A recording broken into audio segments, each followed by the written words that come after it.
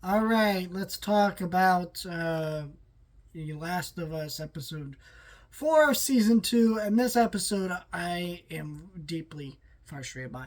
Not because it was a good, not other way around. Not because it was a bad episode. Also, why is a screwdriver here? I don't know. Anyways, side note, my ADHD just kicked in there.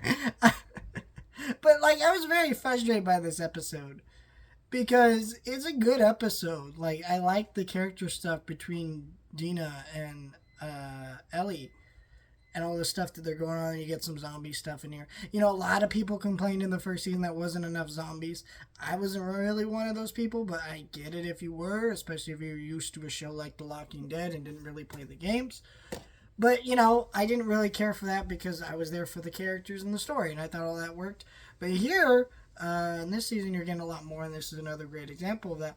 But what my problem with this episode was is that we only get so many episodes a season, and we are getting like just certain episodes like this that are really slow, not like pacing slow, but slow in terms of moving the plot along to where I'm going, you know, did we really need this episode? I'm not really sure. This episode shows Dina and it's split between some stuff with some military people and Jeffrey Wright. I wasn't really quite sure what that whole storyline was set up, and I don't think they made it clear by the end of the episode.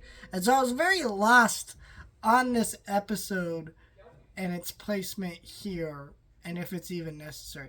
Now, I'm sure by the end of the season I might change my mind. That's one of the hard things about reviewing seasons of episodes of shows, because it is a story that you are not seeing in its entirety.